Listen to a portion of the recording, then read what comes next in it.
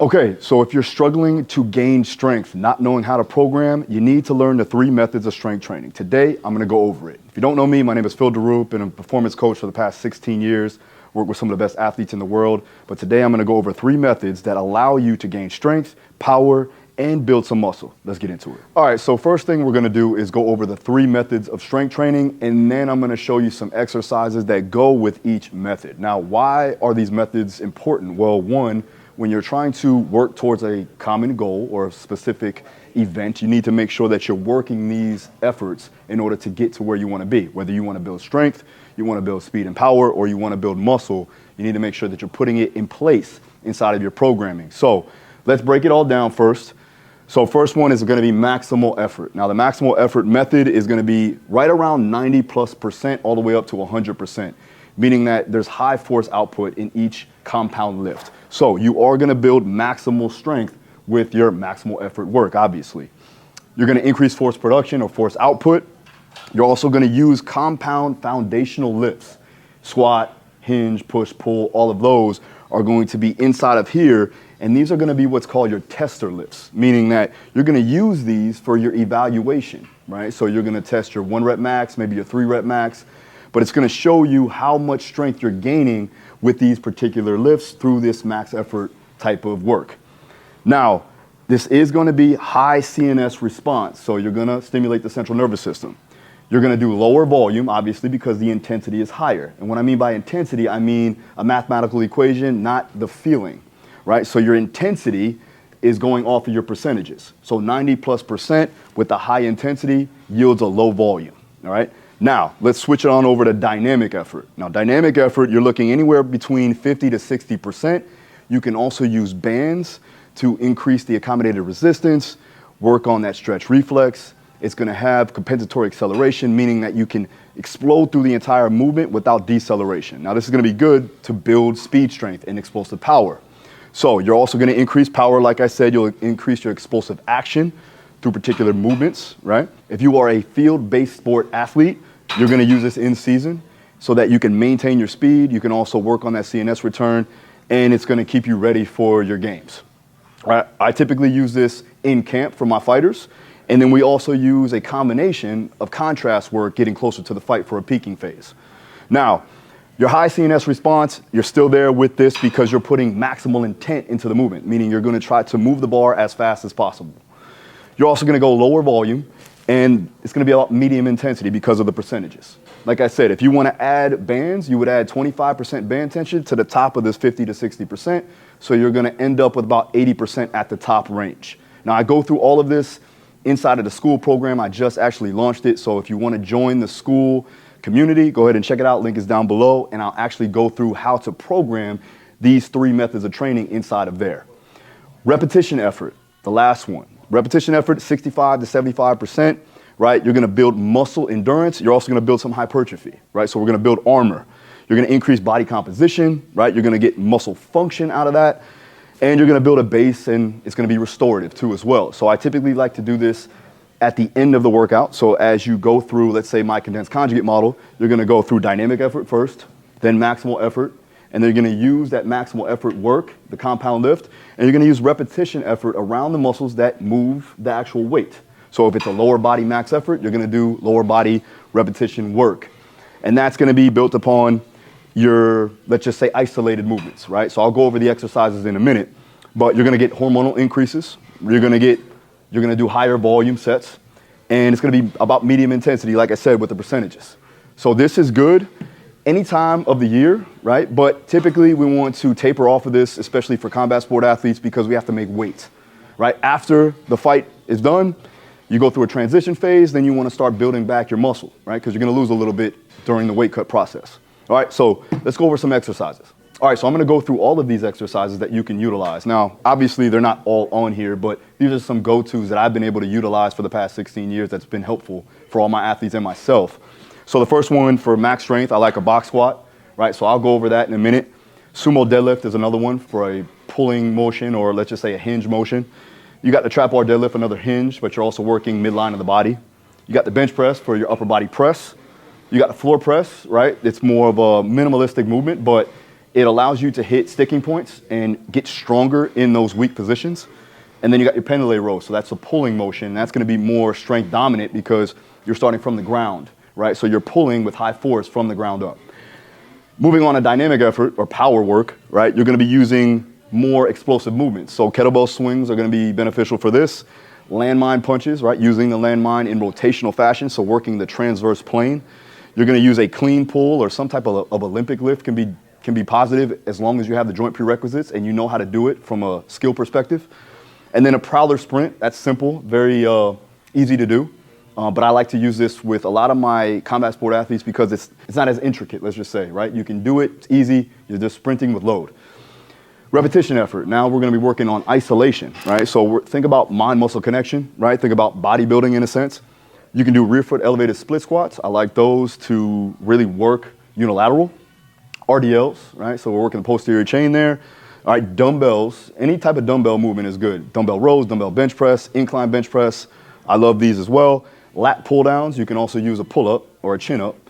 And then hammer curls, right, for the arms. And then cable tricep extensions for the back of the arms. Now, I like to do a 3-to-1 from a posterior to anterior when it comes down to building because as an athlete, you need to make sure that your posterior chain is strong and stable. So think a 3-to-1 ratio between posterior to anterior. Now, I'll do some exercises to break it down.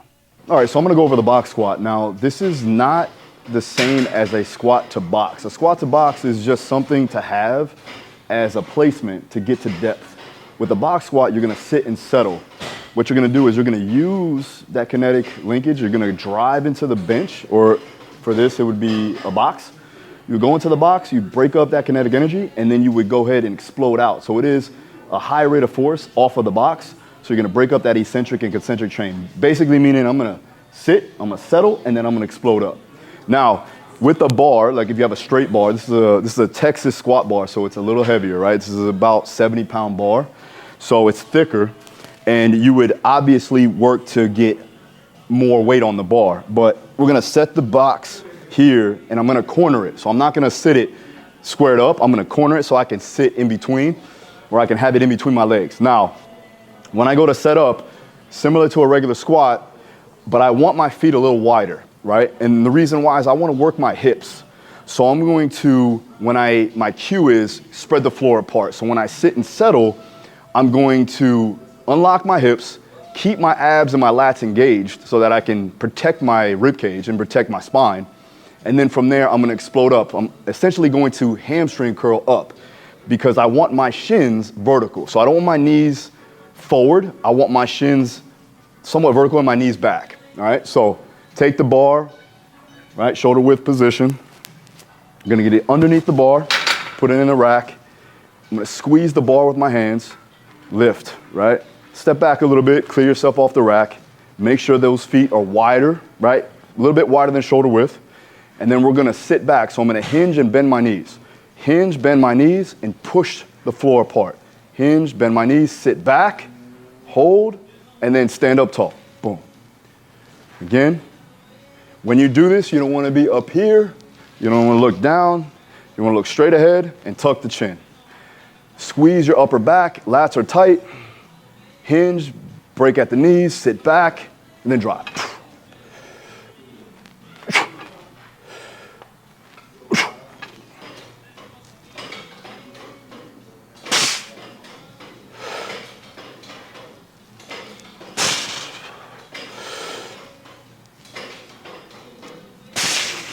All right, the next one is gonna be a sumo deadlift. Now, I like the sumo because it protects the spine. You are going to have a better postural alignment, so I'm not gonna be hinged too much. I'm gonna bend at the knees. Same thing with the box squat. I'm gonna spread the floor apart as I stand up tall. So when you go to set up, you got the rings here on the bar. You're gonna bring your feet as close to those rings as possible without your knees kicking forward where the bar shifts forward, because the goal here is to have a straight bar path. You don't want to lift and have it going over your knees because it's gonna round your back. So I want to, when I set up, you're gonna get close enough to where you can still sit back where your knees don't go forward. So I'm gonna load my hamstrings and my hips, and I'm gonna keep my torso upright. From there, I'm gonna sit back like I said, I'm gonna grab the bar, create tension, sit back, and then from there, I'm just gonna slide it up my thighs and up my shins. Back down. Lock your lats in place, sit back, slide, boom. All right? Notice that I pull the slack out of the bar, right? So what I mean by that is you wanna hear that clink before you go. You don't wanna yank it off the floor because it's gonna get you out of position. So again, maintain your lat tightness, sit your butt back, grab, pull the slack, and then go. Now notice, because it's only 135 on the bar, when I sit back enough, I'm putting all of the load backwards. So if you do it right, if you have light weight on the bar, it should hover off the ground before you even go to pull. Now, obviously, once you get heavier, that's not gonna happen. But it gets you a good wedge, so you wedge yourself underneath that bar to get a better bar path. And then remember, spread the floor apart, drive your hips through. Be patient until it gets to right about your knees, and then you wanna drive your hips through and extend your hips.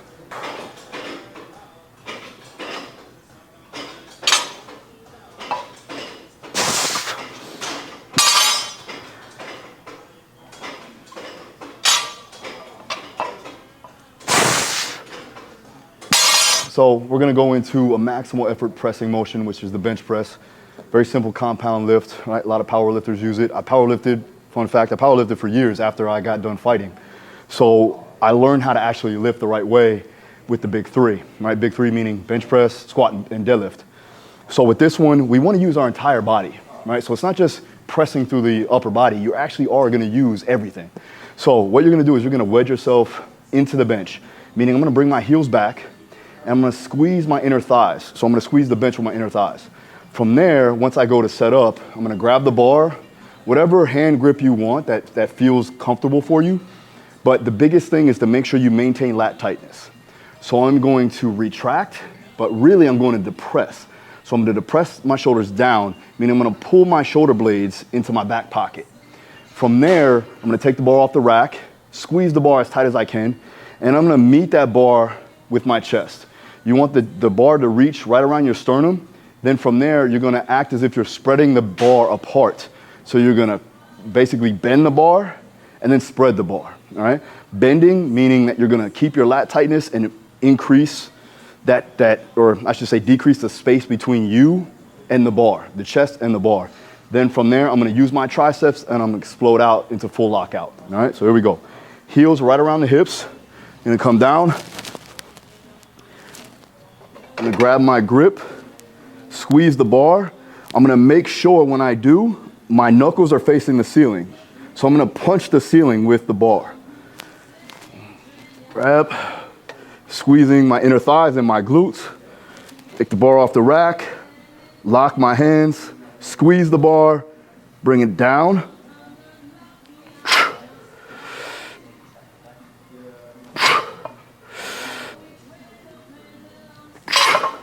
All right, so now we're gonna do a rotational transverse plane movement with the landmine. So this is good for strikers. This is good for any rotational sport athlete. So I'm gonna take the landmine, right? If you don't have a landmine, you can use a plate or you can even use a corner of the gym and put that bar right in the corner. But what I'm gonna do is I'm gonna blade myself just like a boxer, right? So I'm blading myself. I'm gonna keep both hands on the bar just for balance and stability and control. And I'm gonna have my elbow tight to the body. Now from here, I'm gonna load my hips. And I'm gonna start from the ground up, right? So the back foot, right? I'm gonna put pressure down. From there, I'm gonna extend my hip and pivot my back foot. Pivot and punch. So it's going up the kinetic chain from the foot to the hip, to the obliques, and then to the outer extremities with the hand. So from here, punch, and come back down. Load, punch, come back down. Remember, this is dynamic effort, so you want to be explosive. All right, now the goal, use a good enough weight to still get some force out of it, but you still want to be fast. So you're looking, if you look at it from a velocity-based perspective, your meters per second should be around 0.8 to even 1.5 meters per second. If you don't have a velocity-based trainer, use the percentages so that you can gauge the speed strength and the overall power production through this particular movement. All right, so now we're gonna move on to the rear foot elevated split squat for hypertrophy. Remember, this is unilateral, so as far as loading it, I would say do dumbbells or kettlebells, not a barbell. Use your barbell lifts for your compound, maximal, or heavy efforts. The dumbbell work and anything that's unilateral, our goal here is to hit the muscles surrounding the joint, right? So from the knee into the hip. So what I'm gonna do is I'm gonna put my foot up here, and when I go down, my knee's gonna go slightly over my toes, right? Not too far over, but right midline. So I'm gonna come down, I'm not gonna go super crazy, I'm not going knees over toes, you know, I'm not knees over toes guy, nothing like that, but we're still going to make sure that we get some interior translation, meaning I'm gonna go forward just a little bit. From there, I'm gonna come straight down with my hips, hold position, upright, and then stand tall, all right? There's other ways to do it. You can put, if you lack the mobility, you can put your heel on a wedge or on a box or on plates to give you more dorsiflexion, meaning more flexion of the ankle, right? But the goal here is to maintain this upright posture, coming down and then driving through, all right? Notice I'm not too far, watch, this is the position I want you in right here. I'm not too far forward where I'm totally stretching out my hip flexors. It's not a stretch. So I'm gonna bring it back just slightly, and I'm gonna come down nice and comfortable. The knee should be right behind the hip, not too far behind and not too far forward. All right, guys, thank you for watching. Now, if you took something from this, let me know. Hit the comments down below or like it if you want more of this. And if you want me to break this thing down and have it more programmed out, go ahead and join the school community, the Daru Strong School Community. I just launched it. Link is down below. Get the full program locked in. See y'all. What's up, guys? Daru here. Make sure you like this video and subscribe for more. See you on the next one.